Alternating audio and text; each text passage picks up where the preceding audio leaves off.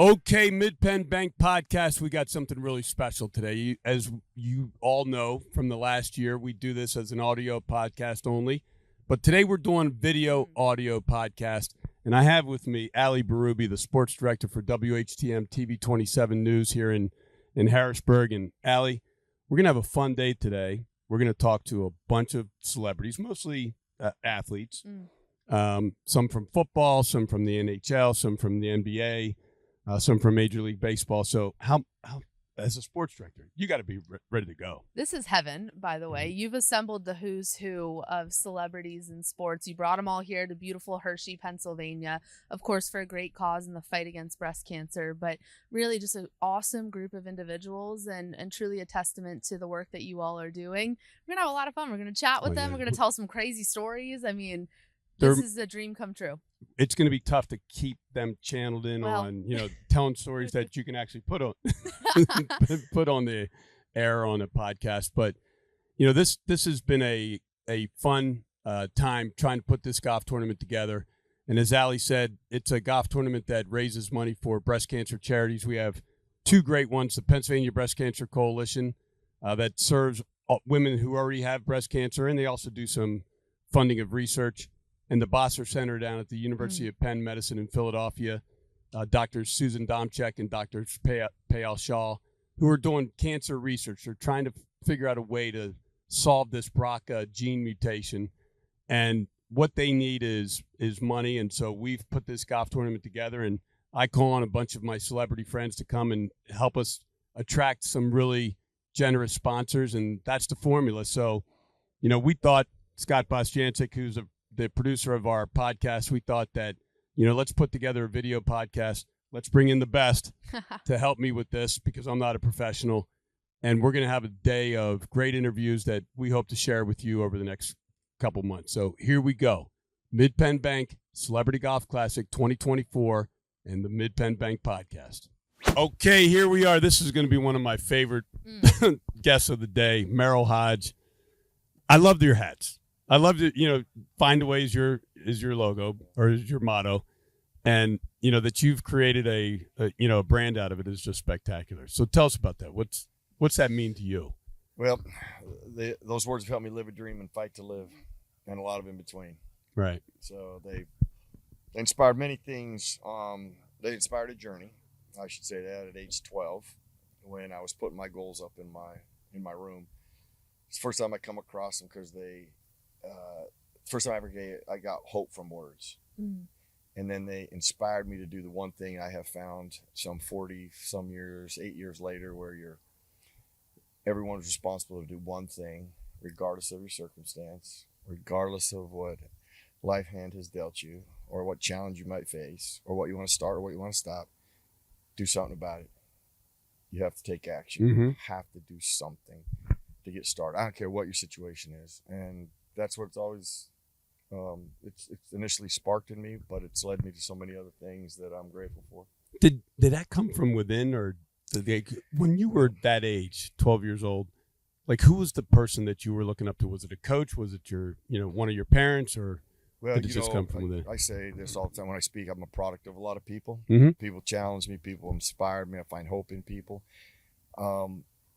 Walter Payton was my favorite player. Walter Payton probably would say indirectly inspired me. I'd watch how he did things when I realized I wanted to play in the NFL. Right. But prior to that, it was a quote I read one day by accident, by the way, because I don't read very well. I was at the library actually looking for Walter Payton stuff, and I come across this guy named Aristotle. I don't even want to tell you how I came across it because it was an accident. And I don't even know why I read all the stuff he had written. But the more I read, the more interested I became. And I come across a quote that ends up being the foundation, really a foundational principle in my life. We are what we repeatedly do. Then excellence is not an act, but a habit. Now, if everybody will just go, okay, what do I repeatedly do? You find out who you are. Right. Now, the power in that, the truth in that, is that can be changed too. If you're doing things repeatedly, you're like, I want to stop that. Well, then you can change that. Right. You got to change patterns and habits, but it's about choices. And at that time that I read it, what it did is it gave me hope, because I was really searching for things. how can I be good enough to play in the National Football League? And so it taught me that day that everybody is responsible for their journey. Mm-hmm. That the second a person takes ownership of where they want to go, what they want to do, what they want to be, their lives will change.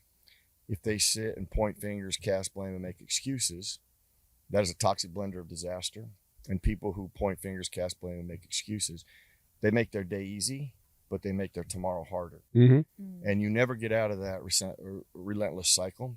It's not until you take ownership. And see, ownership sometimes is confusing because people go, well, I didn't do that. You know, they did that to me. Irrelevant. Whoever did it to you, if you did it to yourself, that's why you take ownership. You go, I'm done. Mm-hmm. I'm going to break chains. I'm going to end cycles. Regardless of what's happened to me, now I'm creating a new plan of action in my life, and I'm taking ownership of where I'm going. Right. I'm not letting that garbage hold me back anymore. And so many people hold on to garbage. They hold on to things that people did to them in the past, rather it was their fault or an all fault. And I know that so well because when my career ended in Chicago prematurely, I'm 30 years old. I got no hope. I got no purpose. I point fingers, I cast blame, and I make excuses every day. And every day I'm on the couch. I'm getting fatter and more disgusting, and I'm losing more and more hope. And it was, again, when I say in between, this would be one of those experiences where I'm like, get off the couch. You have a responsibility to get off the couch. You have to do something initially. Now, a lot of people helped me after that, and I'm not saying I got off the couch, made that decision, and then everything just turned out around. Mm-hmm. It was a 5-year journey to recover a lifestyle, to recover a new purpose, and create a new career. But if I don't make the initial start, I'm still on the couch. Do you think that you needed to go through that period of time to get to what you're doing today? Because I know you're a, quote unquote motivational speaker. I don't know that that's the right way to put it. I guess it is, but well, it's like you've given some really great speeches. I've been to a bunch of them, and they're really inspiring. Yeah, I consider myself a messenger because, and the reason I consider myself a messenger is because this is not about me. Right. It's about you. It's about what's possible for every human being who ever hears my message. It's not about me. I got asked one day, what's your goal when you speak? And I'd never been asked that. I was like, well, the client's goal. I was like, oh, I guess the client's goal. Because, you hired me to speak. You have a message. You have a theme. I try to fit that theme and build on that theme. And I'm like, oh, wait a minute. I actually do have a goal. If I get done speaking and they're talking about me, I did a bad job. But if they're thinking internally about really the things they can do, that they're in charge of, that they're in control of, and that they can do in their life, I'm like, okay, then I did something. Are you a believer in fate? I wouldn't be here without it. Yeah. Yeah, there are too many things in my life. Divine intervention has taken place. Shoot, I could start at age 12. I got my hand caught in a machine in a farm. Okay. I lost part of this finger, but if I showed you this hand at age 12, it looked like strands of hamburger just hanging. I got caught in a wheel line on a farm, on a machine in a farm. And I don't know how I didn't lose my elbow. I don't know how I didn't have my own entire arm ripped off, quite honestly. And the way the machine stopped and the way it reacted, I'd worked around them years. I'd seen them just tear things apart, destroy things, and they just stopped. It stopped out of no reason. Because if it kept going, right. it just keeps right. That was probably, I was 12 years old, and right then I was like, okay, that was divine intervention on that day. Because I even panicked and hit the release button, and all that does is spin you back the other way. Right. And when I realized what I had done, I slammed it down, and I'm like, oh my gosh. Now, listen, at that time I thought I was going to lose my hand, so to not lose my hand or part of my arm was a miracle in itself. But I have, and here's how I exercise a faith perspective, is that I make sure I've done my part first before I start, thinking, well, what else? I can't do anything more. Right. So I put it in the hands of a higher power now, whatever is to happen. I've always had peace with that, as long as I've done my part. I don't believe in, praying for wishes. Right. That's a waste of time. You got to do something on your journey to get to where you're trying to go. You had a, pretty big battle with cancer yourself years ago, and some other health issues that came up after that. And I'll never forget when Jaws told me that that you had cancer, he said, Merrill called me and he said, I got some good news and some bad news. And I'm going to give you bad news first. I have cancer. And Jaws said, it felt like someone kicked me in the gut. And he said, what the hell's the good news? And you said, I'm going to kick cancer's ass. And like, you know, again, you going through that gets you to here, right, today. Yeah, you know, that was probably the greatest lesson of teaching me who I am versus that goal I had set to play in the National Football League. That helped me show what I could do. Right. Being diagnosed with cancer showed me what I was about. And I actually applaud myself, and I think it's important people credit themselves and think of themselves highly, because you're your greatest critic. You're the one that's most important in how you feel, how you view things. Because oftentimes, you know, we love so many other people, and then we hate ourselves. Right. You know, that's the opposite. You know. Right. You need to, and that doesn't mean okay, you're selfish and it's all about you. It's about taking care of yourself so you're better for others.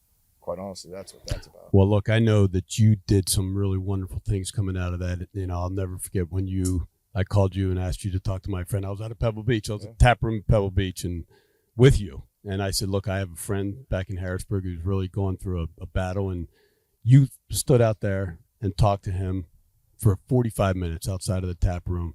And he ended up dying.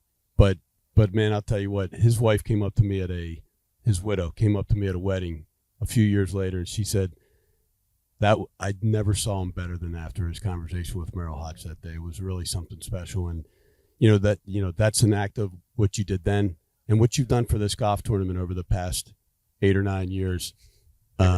Give or take a year. On Rory's math, my math. That's how you calculate the calendar. So people that go to the Champions dinner know that they're Rory's like, this is our 5th championship and our 6th year.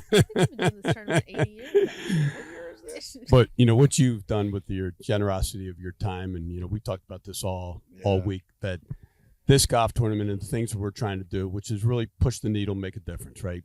It can't happen without guys like you coming here. And like, I know you guys all have things to do. I know you're all busy people, and that you take time to come to Hershey from Cincinnati or Pittsburgh or from wherever really means a lot to us.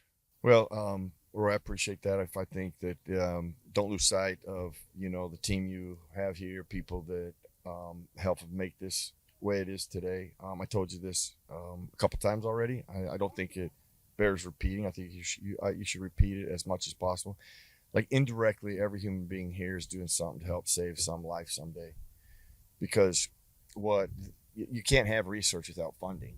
You just can't, And indirectly, you're creating funds for people to do research, and they are creating treatments, cures that are going to help some mom, some daughter, some wife, some aunt down the road. Right. And I remember when I got diagnosed, I was looking up my treatment, and I remember an article that said 10 years ago a treatment had been discovered for this cell type. I'm like, oh my gosh. So if you're diagnosed with what I had 10 years prior to that, they didn't have anything for you. Right. I was like, how devastating. I mean, hearing you have cancer is one thing, and then saying, hey, we can't do anything for you, that would have been another. And I never forgot that. I just the American Cancer Society, Leukemia Lymphoma Society, all of these, everybody who does something to help with research by funding them is indirectly saving lives. And that is powerful. All right, listen, I want to have you on my actual podcast, because I need to talk. I need to talk. I don't want Latour being mad at me. The captain of the team, he asked you specifically, is Latour still here, or did he take off? He teed off and took off. Did he leave? Oh, he's right there. I don't want you getting mad at me for keeping Merrill too long, so I'm going to get him back on. He has a podcast too, by the way. Oh, does he? His isn't as good as mine, but it's a. Well, this has been a treat with these guys. This has been. I haven't been with a bad group ever. Yeah. I've made a lot of friends actually. Yeah. I know you keep in touch with those guys, and it's that's what I think is great about this tournament too. You just you don't meet somebody and then it's over. It's, right. You get to be reintroduced because it's not that far apart. Sometimes your paths cross again, and you got to keep it going, brother. My man. So thank you guys for what you did. Yeah. I appreciate it. Love you, man. Thanks for coming, man. You're the best. All right, Merrill. Thanks, man. All right, here we are with Robert Royal, the real RR. RR. You know, we share initials. Yes, we do. Right? We Yes, developed we the do. logo. Yes, we do. Yeah, you got a hat and some shirts, and you know we got to keep that thing going. But honestly, I think you gave me the lower end of the hats and shirts. No, what are you talking No, about? I'm just messing with you. Nah, I appreciate you, man. Honestly. Yeah. Well, look, you know what? I wanted to develop a logo actually for you. I had it all developed. I had it all sketched out. It had like a lion's head, happened? you know, because Robert Royal, you know, Yeah. with a crown on top of it. But hey, man, thanks for coming out this year. Man, I tell you one thing. I'll never miss this event. Yeah. You meet so many spectacular people. We're raising money for a great cause. We're going to eradicate breast cancer. And most importantly, like you said, it's everything. It's competitive. We're raising money. The networking of people that you're around, the synergy, it's just all spectacular. So I look forward to this event every year. My wife look forward to this event. It's an event that I'll never miss. And thank you guys so much for doing what you're doing to try to eradicate this disease, because it is something that needs to be done. So a lot of people came up to me last night and said, is there anything that guy can't do? So you're up there, you know, you're on the stage and you're rapping, you know, with Corey Miller and the band, the Uptown Band, and you know, you're dancing and you're giving, you know, my friend Dave Lenardi a massage. And, It was a little tight. I had to get him right. So, like, how did you get to this point in life, man? Like, who were the people that like kind of guided you? Honestly, it's a little bit of everything, right? I'm from New Orleans, right? And we all Creole people, and we make gumbo. And I try to treat my life like gumbo, Mm-hmm. you know, by living in down south, the East Coast, going to the West Coast, meeting different people. My grandmother was a big influence on me. So I always wanted to make sure I do the right things to try to honor her. And so from that, what I did was I just took different pieces from everybody that I met over the course of my life and just added together like in a pot of roux and a gumbo and try to create this person that I am today. I got to thank my mom and dad. They're really outgoing people, really happy-go-lucky people. And just the city of New Orleans, that's just who we are as people. It's not something that we try to do. It's just something that happens naturally. And I'm thankful that God gave me the ability to do that. And so I'm just going to continue to live and do right and have fun while I can. So you grew up in the New Orleans area. You still live in the New Orleans area. You went to LSU. Mm-hmm. Well, right now what I did was I moved back about 5.5 years ago, 6 years ago, and me and my wife revitalizing my old community. Mm-hmm. So at my Robert Royal Foundation, we tackle childhood obesity for the last 14 years. Mm-hmm. And then I also wanted to do some conducive, affordable housing for people that just don't have the ability to be able to get in housing. So I moved back to my hometown about, like I said, 5.5, 6 years ago. And so since then, we've bought my old community. I actually live on the same block that I grew up on currently. And so we're just trying to do everything we can to help my city and improve my city in a positive way.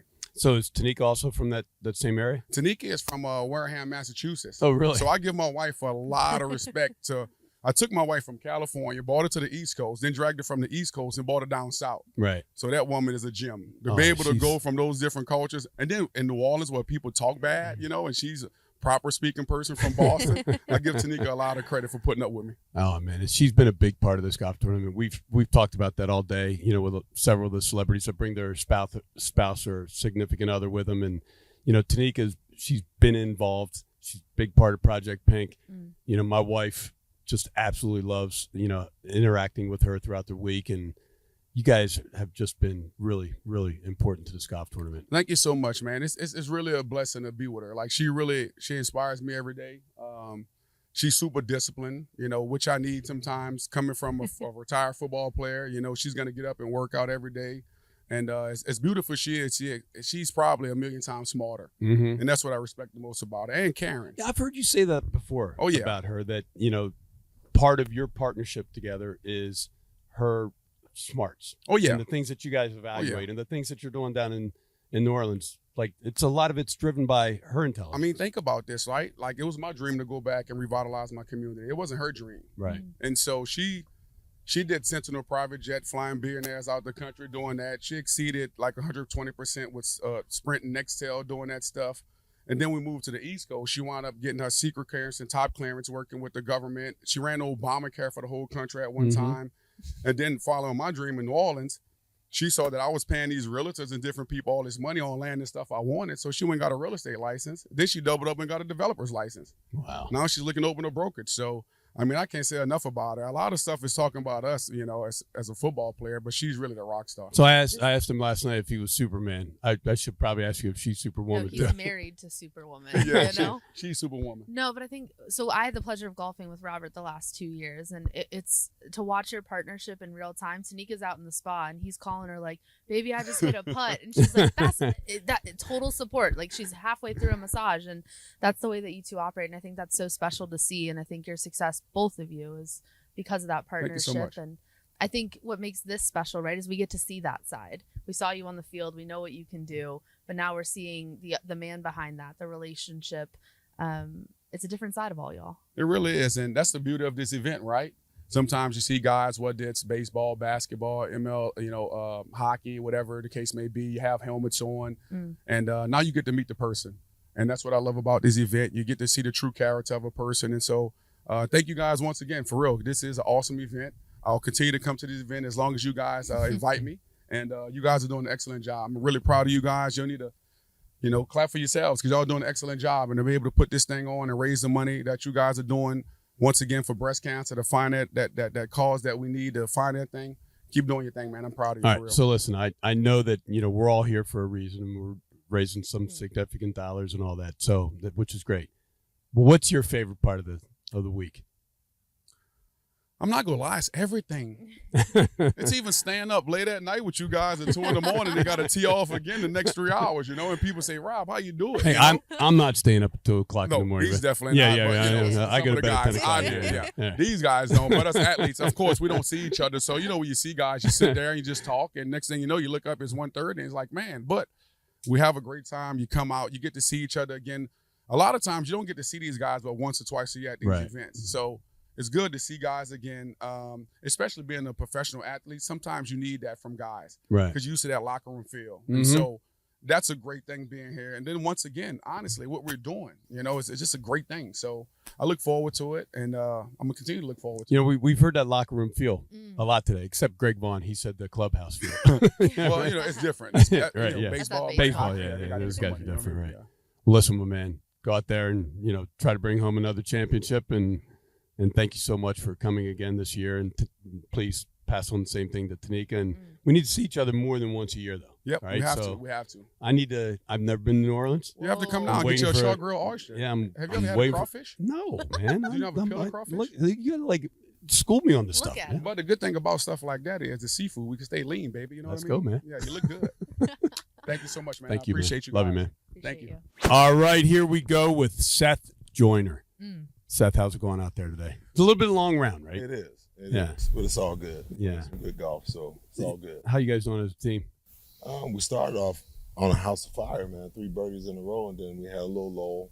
Then we're birdie, par, birdie, par. So, Yeah. I mean, it is what it is. So look, I don't think that I know a more competitive person than you, right? Like I know you love it, man. I could see it in the shootout. I know it out here. Like you want to do really you well. and I It's a lot of pressure coming off the tee with 100 people watching you. Yeah, and I try to do my best to keep him from having to come off the tee. But, the 2 times where I tried to just lag it, I made both the putts. I know.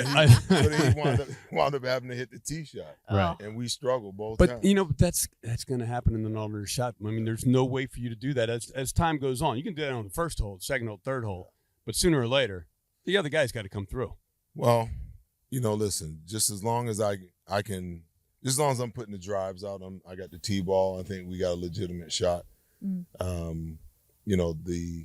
The 2 shots he hit, I just wound up hitting really good chip shots on the 3rd shot to give us a chance, at bogey. Right.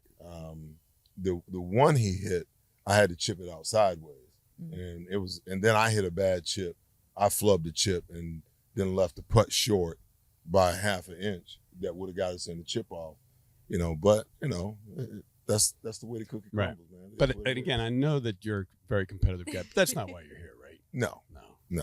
I mean, somebody interviewed me earlier and asked me, why are you here? I'm like, what do you mean, why am I here? He was like, well, why do you come back to this event every single year? I said, well, Rory's a good friend. As long as they're doing this event, I'll be here every single year to support it. What they're trying to do with Mid Penn Bank. Well, when you first came to this event, which was, I think, the second or third year, immediate star power. You really legitimized the tournament. We got a lot of other players because of you coming here, and I'll never be able to thank you for that. And it's been a good relationship between the two of us and our wives. Right. For sure. They're getting pampered today, and deservedly so. But Jody stole Kendra last night. I didn't see her for about 2 hours. I'm like, what the heck's going on? I'm like, let me go and see where you are. But then I saw her with Jody. I knew what was going on. Yeah. Well, we had Greg Lloyd on a little while ago, and I said, one of the best parts that I like about this week is watching you guys. You sit over there, you kind of huddle up, and it's a lot of times a lot of linebackers. Last year we had LT and Corey Miller and you and Mike Merriweather and Patrick Sapp and Greg and it's like, I think next year as a fundraising opportunity, I might auction off the rights to sit there and listen to you guys, because I said to Greg, what do you guys talk about? And he said, well, everyone has a different role. Seth's the enforcer. And so what are those conversations like? They're just, some of it is just life. Other stuff is just, reminiscing about the game that we played. Right. Because obviously it's a very different game now. A lot of it is talking about, how much the game has changed. And a lot of it is just catching up, man. Because to be honest with you, some of these guys, I only see them once a year, and that's here. Right. So it's good to just hang out, have an opportunity to catch up, see how everybody's doing, see how everybody's family is doing, and just, have that camaraderie, because, we don't have that anymore. When you retire, everybody kind of go their own ways, and there's some guys that you see at events like this. There's some guys that you're close to that you play golf with and you see them on a regular basis. But events like this creates an opportunity for guys to catch up, and to see guys that they probably won't see, but, once or twice a year, every year. So tell us about I'm sorry. I was just saying, how much do you feed off that camaraderie here? I mean, you've come back every year, so that has to be a part of it as well. Well, it's a part of it. But, we have a unspoken fraternity. When you play in the NFL, you got guys you played with, guys you played against. That fraternity never goes away, even though it's been well over 20-something years, since any of us have put on, a uniform. It's that fraternity will live forever. Right. So when a guy's struggling, we all struggle. When, one of our guys pass away, it's a big deal, because, that's one of our guys, one of our brothers. So it's really a big deal. To be able to see a guy, touch a guy, hug a guy, and say, hey, what's going on? Because, we're always bred to, we're like Superman. We bleed on the inside, never on the outside. Right. But everybody's got something going on in their lives. And to be able to just look at a guy and say, hey, is everything okay? Right. Is there anything I can do to help you out? Is there any way that I can lift you up? You want to be able to be there for those guys. So tell us about the Seth Joyner show for this year. What are the changes? Oh my gosh. So the show is actually growing, because it won't just be the Seth Joyner show this year. For the last 2 years, I've been doing the pre and post game on Jacob Media. I'm actually bringing that pre and post game show under my brand. So the guys that were on the show with me, I'm bringing them over. We decided to move on. And when I approached them about doing it, I thought that, they would jump in feet first, but wind up being, my endeavor, and they're going to be, employees under me, which is okay. So we'll be doing a pre and post game show on every Eagles game day, an hour pregame, an hour and a half post game. Then I've got my TV show that I've been doing the last 2 years. Tape it on Tuesday, shows on PHL 17 on Wednesday, NBC Sports Philly on Thursday, with a minimum of 2 re-airs, and then my podcast on Tuesday night from 7:30 to 8:30. So it's I got a busy week. I got 2 hits on WIP during the week, and then on Sunday night after the pre and post game show on 6 ABC, I do the Sunday night sports with Deuces Rogers from 11:30 to midnight. So I got a pretty full slate. How do you feel about the Eagles this year? On paper, I like what I see. I like the improvements. I'm one of the guys, I'm one of those wait and see. I'm excited about the way that they've improved the team, especially on the defensive side. That was the issue last year. And the guy that you've been after for the last, 7 to 10 years, you finally got him now, Vic Fangio. You had the branch, you had the leaf, now you got the tree. Right. So now let's see how it all plays out. The improvements that they made on the offensive side with Saquon, looking for, Jalen to have a bounce back year this year, particularly in the turnover category. Everybody talks about, he had an off year. He just turned the ball over too much. Mm-hmm. He had 15 interceptions last year. He had 15 in the last 2 years, 9 the previous year, 6 the previous year, and 9, his first year as a full-time starter. So if he can get that under control with the addition of, Saquon in the backfield and potentially Paris Campbell, in the slot, I think that, they should be able to turn the corner, and get back to where they want to be. But, we've seen this picture before. You remember the dream team? Yeah. Yeah. I don't want to experience that. I want to see how the team progresses. Let's not talk about what they're going to be or what they could be. Let's see through preseason and the early part of the season. Let's see the progression and see how they move forward. Are you a guy that makes predictions on record? At some point in time, you have to. I haven't looked at the schedule enough to really give. They had you a bad prediction. schedule last year. That was the middle part of that 5 or 6 games. That was like going through the gauntlet. That's what you get when you when you win the Super Bowl. Yeah, when you win those last 6-7 games of the season, especially the San Francisco game. I think it just stole their will, stole their soul, and they could never recapture. Right. Where they wanted to be, where they need to be after that game. But I don't really do, the predictions until I can actually see what the team is going to look like. Give me the first 3 or 4 games of the season. Right. That's where we're going to find out, what they're going to be. And then, you can kind of look from that point on and kind of make a prediction of what you might think the rest of the year is going to look and feel like. So I didn't ask the camera, but I did ask Adam Kaplan. He said 11-6. Mm-hmm. I think that's a fair. Well, listen, if they've got playoff aspirations, I think there's going to take at least 12 games for them to just win the division. Right. It may take 13 to 14 to win the conference. Right. Or at least get home field. The number one seed. Get the number one seed. So, that's where it's shaping up. That's where, San Francisco is going to be there. Dallas is going to be a thorn in their side, in the division.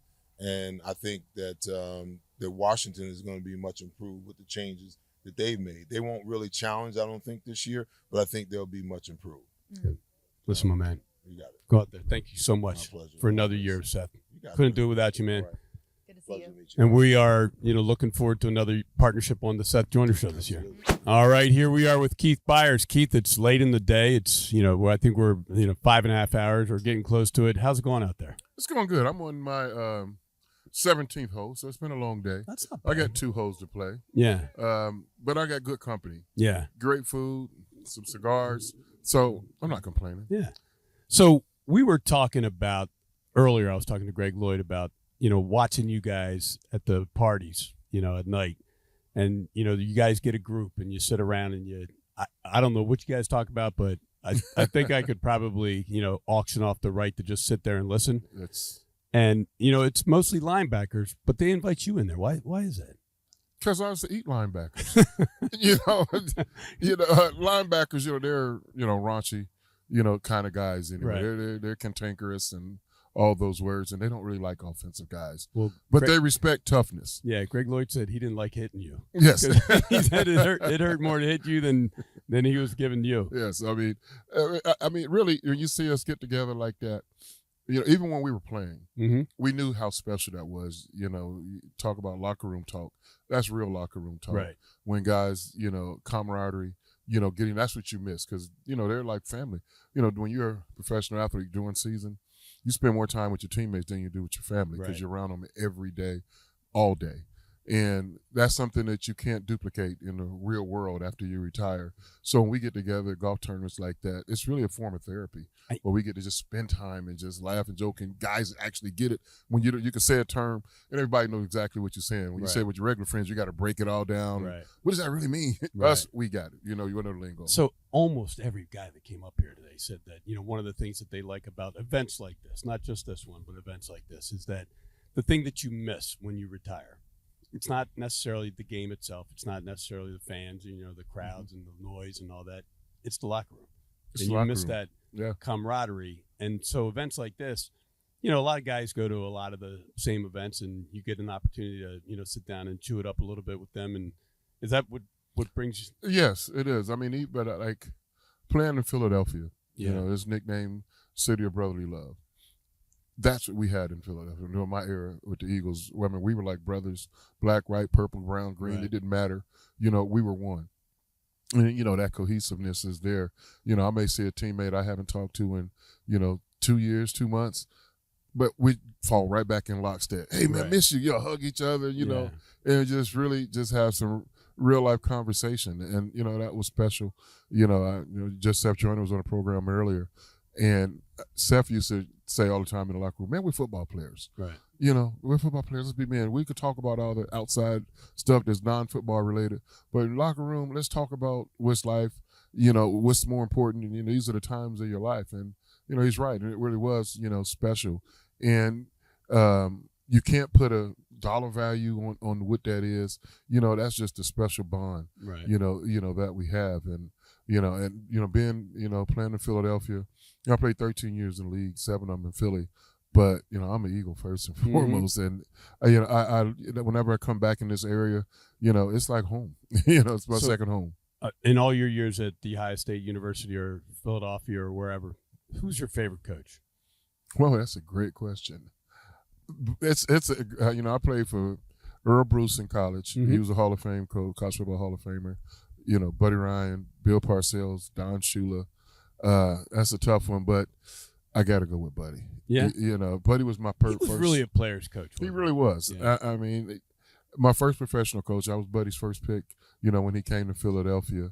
And he was a straight shooter. Mm-hmm. And you can always respect that. You may not always agree with what he said, but he was a man of his word. And he told you to your face, whether you had a good game, bad game, or indifferent game, right. You can respect that. And, this is what I loved most about him. Did you feel that he loved the defense more than the offense?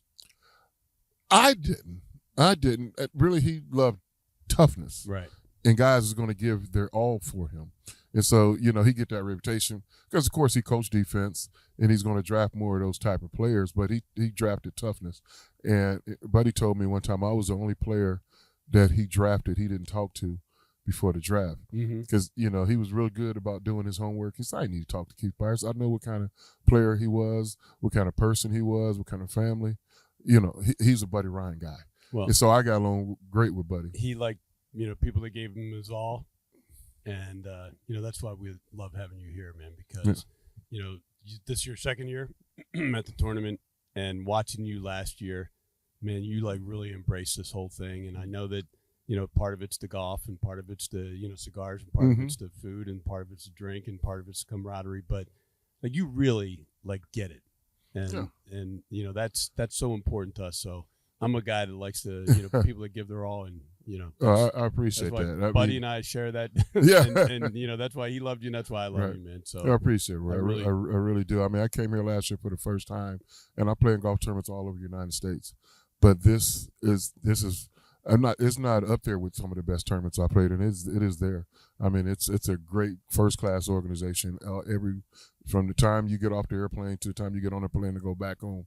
I talked about this tournament so much with a lot of my friends over the past year. They said, where you going? What you doing next week? I'm going to Hershey. You're going to Hershey, Pennsylvania? Hershey Park in Harrisburg for man. It's a great golf tournament. I'm not going to miss it. I'm going to be there. Well, my family reunion is this weekend. Oh, really? And it starts tonight. But I'm like, when is the date? Okay, I'll be late to my family reunion. I'll miss registration, but I'm going to be at the Penn, Pennsylvania Bank. I'm going to be here, for this tournament. So I'm going to get on the plane after this tournament and love on my family and all that. But this is the prequel of all the love that I've been shown, the last 2 years, and I can't wait to come back next year. Well, please tell your family that I appreciate allowing you to, spend a little bit more time with us, and because it's so helpful. Thank you. And we're doing some really good things with the money we're raising, and a lot of that's because of guys like you. So love you, Keith. Man. Appreciate it. Love you Have too. a great weekend. Have a great family reunion. Oh, I can't wait for it. All right. Thank you. Test 1, 2. All right, we're gonna start. This is Mike Quick with us. Are you gonna sing for us? If you like. You know, I don't dance. did but you I stay at can the sing. pairings party late enough last night to hear Corey Miller get up and sing Wagon Wheel? Listen, I heard Corey, and then I heard Guy. Mm-hmm. Oh my goodness!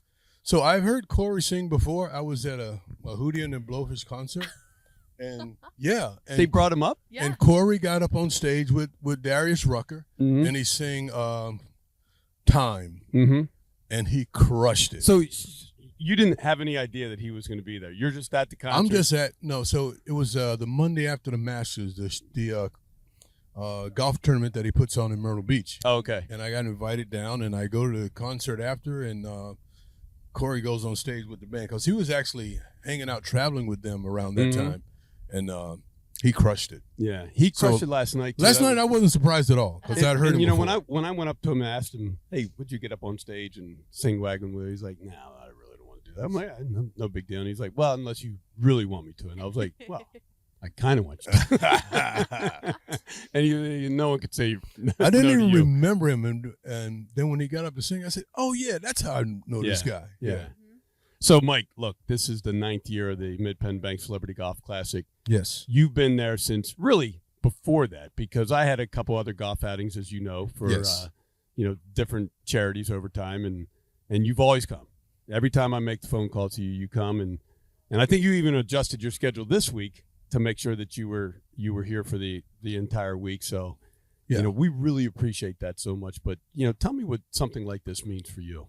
So I just I appreciate what you've done in the community. I appreciate what you're doing. There's so many people that are affected by not just this cancer, but all of these different diseases, cancer related, and it's so important that to me that when we're in a position that we can reach back and help, that we do these types of things. So when you make the call to me, it's an automatic that I want to come out and support what you're doing.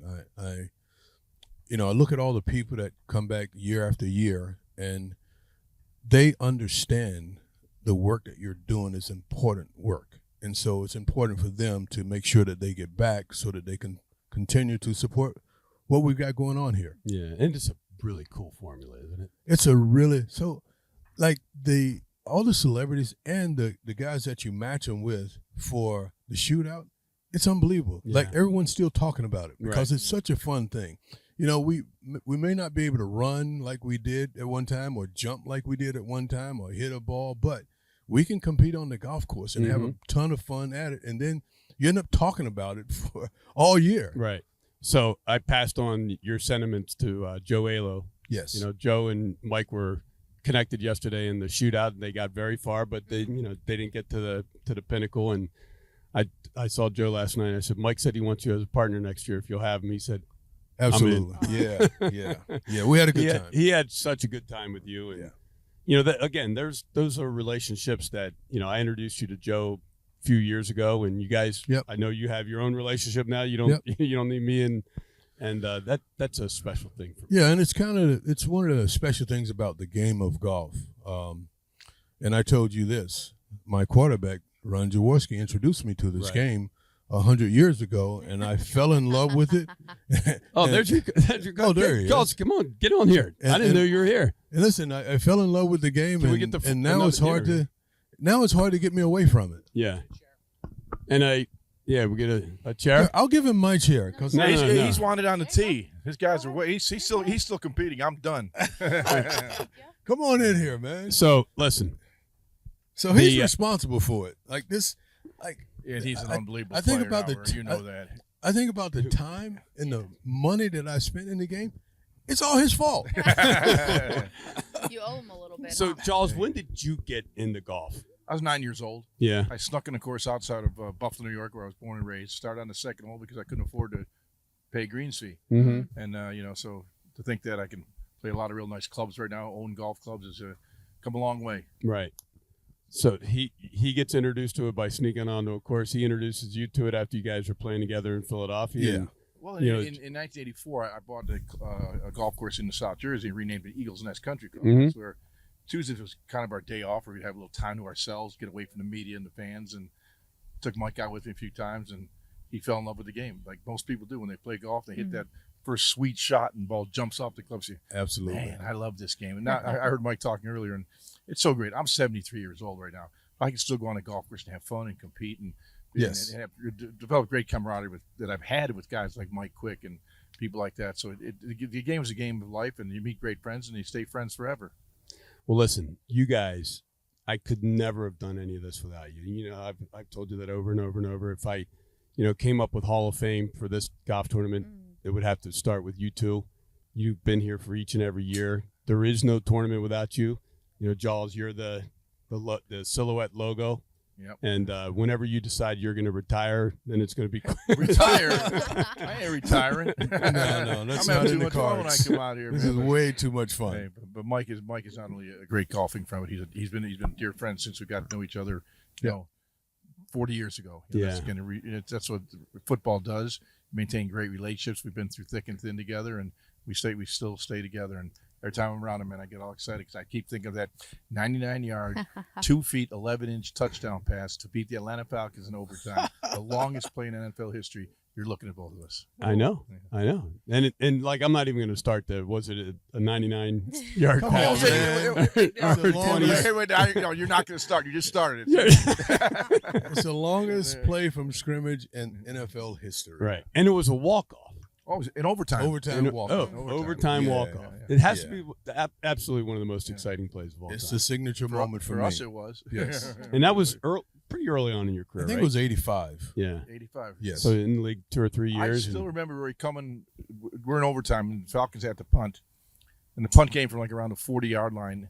And the officials in the end zone, the ones where the punt took place, they're doing this stuff.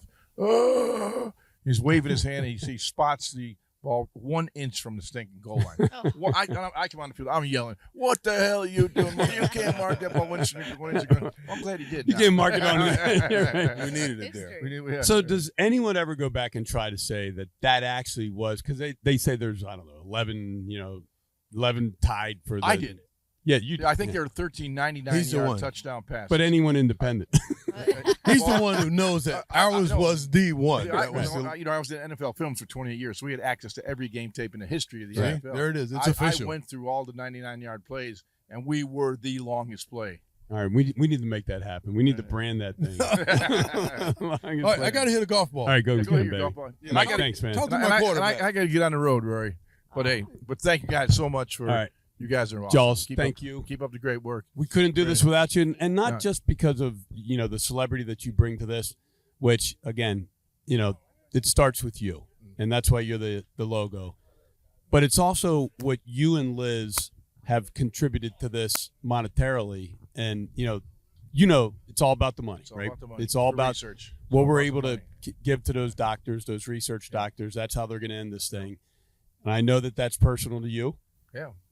I'm going to get choked up. No, it is personal. My wife's a survivor. 7 years ago we went through, a difficult time, and so now when people ask about coming and supporting, breast cancer awareness, breast cancer coalition, breast cancer research in University of Pennsylvania, I'm always here for you. You guys do an unbelievable job, and there are other people that are looking for ways to improve their health and continue the research. And my wife's a testament to what these doctors can do, and she's still with us and doing it phenomenal. Yeah. Well, Jaws, love you, man. I know you got to get on the road. Keep up the great work. Thank you so much. You're the best, man. Love you. Love you. Thank you. Here we go. We've got Santanio Holmes. I was really happy to have you come to the tournament this year.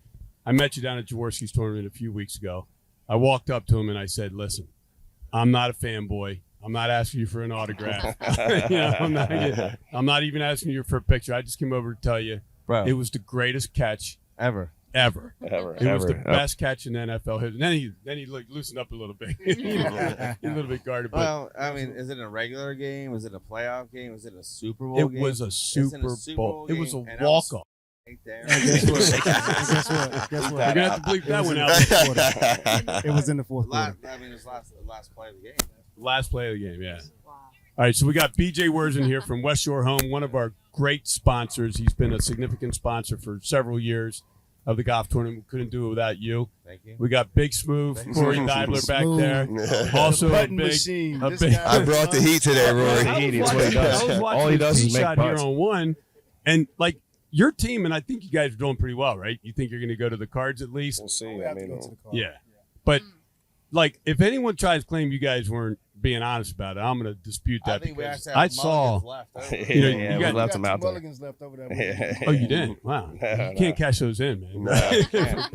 We should have used them on the last hole. And we got Steve Johansson Love back you. here. Love and, you, brother. Steve is someone I've known for a long time. I Appreciate knew you. Steve's family, parents, and in-laws. And, look, how did the day go? So you guys did really well on the course, but how's the food trucks? And Ohio State has the best damn band in the land. But this squad right here is the best damn team in the land. Let's go, Yeah, baby. yeah. Antonio, baby. Let's go, man. Rory, start to I love finish. it. That Hey, means from- so from much. start to That is finish. awesome. So, we Love you, bro. originally had you with another foursome. I'm not going to say who the other foursome was, but the other night, I guess last night, I was texting BJ Big Tuesday smooth, big night, smooth, live big smooth, tweeting big from the smooth. table. Corey came over to me. He said, "Listen, I just talked to BJ. He wants Santanio." And I said, "Well, he's on another team." And he said, "You don't care. You can make it happen." That's how it works, bro. That's how winners win. Last minute Steps up, trade. you You know. know why? Winners win. You gotta go out there, you gotta get winners on And the team. listen, we'll do story time right now, and these stories are incredible. This is like my best story I have. All right. Love it. 2008 Tampa. I'm at the Super Bowl. Right. It's end of the second quarter. 3rd and 1. Cardinals have the ball, and I'm thinking they're either going to punch it in or they're going to kick a field goal. Either way, I don't want to see.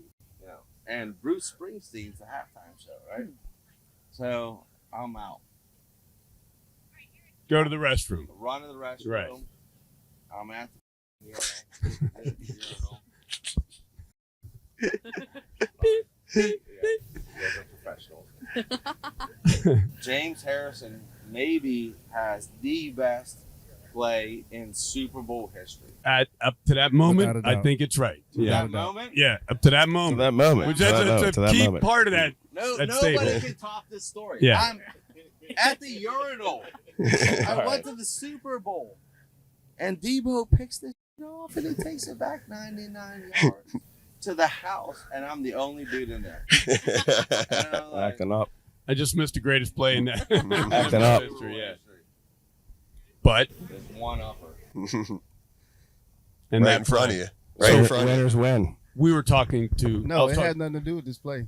Oh, it did. No, this one tops his story. All right. Well, This is like- great. This is So- great. It happened to be around the same time, Mhm. the fourth quarter, the play, right, the catch.